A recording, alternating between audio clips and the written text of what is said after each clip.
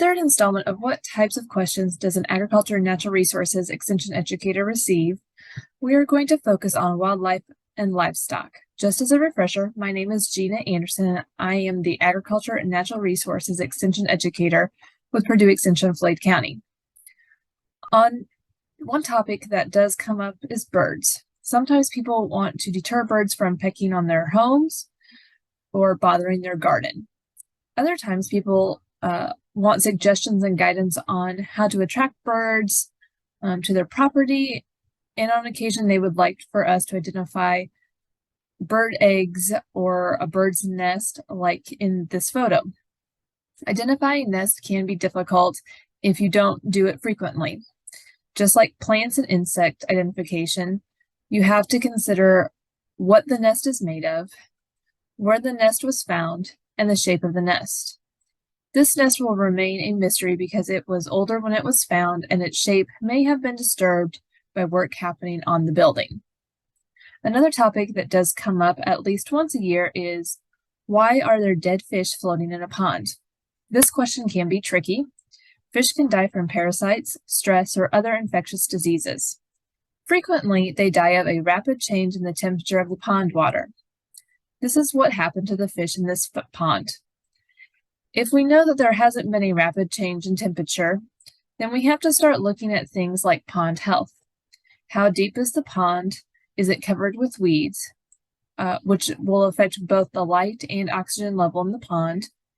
If it isn't any of the above, then we have to start looking at runoff into the pond, which could include fertilizer applications. But again, more times than not, the fish die because of a rapid change in the temperature of the pond water. Now on to the livestock questions. While most all educators know a little about livestock, some have a better understanding of certain livestock than others, and that's because they may have a degree in something like cattle management or they grew up on a swine farm. For me, I field a lot of questions for the llama and alpacas. I grew up with this type of livestock, but I never claimed to know it all. But I do have the resources around the country that I can ask for questions of to help clients. Other questions we get have to be sent to a livestock specialist on campus. For instance, I received this picture of the chicken. The owner said its eye had been closed and it wasn't acting right. I was able to send the photo to a specialist and let the owner talk to the specialist on campus so that the problem could be identified. Because I don't do a lot with chickens for disease and parasites and insect identification. Come to find out, the chicken had fowl pox. Fowl pox can be transmitted by a few species of mosquitoes from bird to bird with direct contact, and it can be airborne. The chicken did mend, and no other members of its flock became infected. If the specialist hadn't been able to talk to the owner and see pictures, the next step would have been to contact the Purdue Animal Disease Diagnostics Laboratory.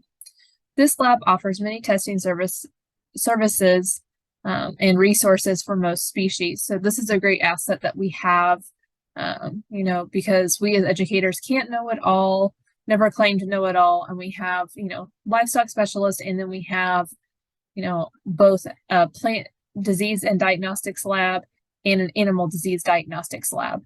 So with these resources, we are better able to help clients really figure out what's happening either with their plants or animals.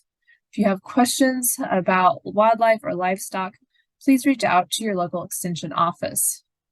Thanks for tuning in.